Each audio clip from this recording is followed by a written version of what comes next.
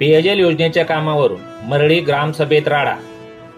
पेयजल योजनेच्या कामावरून पालकमंत्री शंभूराज देसाई यांचे गाव असलेल्या मरळीच्या ग्रामसभेत वादावादी व धक्काबुक्की झाली। शनिवार दिनांक 30 डिसेंबर रोजी घडलेल्या या प्रकारानंतर सरपंच कांचन पाटील यांनी मल्हारपेठ पोलीस ठाण्यात तक्रार दाखल केली आहे। त्यानुसार 10 जणांविरोधात गुन्हा दाखल झाला आहे। पोलिसांनी दिलेल्या माहितीनुसार ग्रामपंचायतीच्या नवीन कार्यालयामध्ये शनिवारी ग्रामसभेचे आयोजन केले होते। सरपंच कांचन पाटील ग्रामसभेच्या अध्यक्षस्थानी होत्या। यावेळी उपसरपंच, ग्रामपंचायतीचे सर्व सदस्य तसेच ग्रामस्थ उपस्थित होते। ग्रामसभेतील सर्व विषय संपल्यानंतर परवानगी न घेता ऐनवेळच्या विषयावेळी माजी सरपंच प्रवीण पाटील यांनी पेयजल योजना सुरळीत चालत नाही असा विषय मांडला।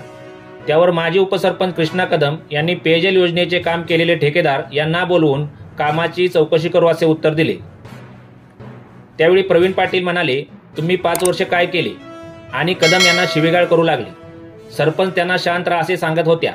मात्र प्रवीण पाटील व धनाजी पाटील यांनी कृष्णा कदम यांना व संभाजी पाटील हे भांडणे सोडवायला गेले। त्यांना अनिकेत पाटील, शुभम पाटील, संग्राम पाटील, संजय सनस यांनी धक्काबुक्की केली, तर विलास कदम यांना संजय पाटील यांनी कानशिलात लगावले। तसेच कृष्णा कदम यांच्या अंगावर राजेंद्र पाटील हे मारण्यासाठी धावून जात होते।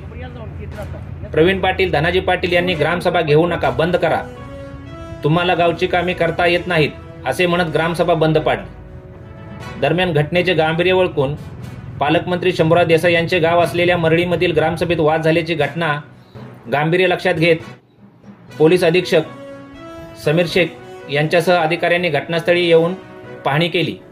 या घटनेचा अधिक तपास सहाय्यक पोलीस निरीक्षक उत्तम भापकर करत आहेत।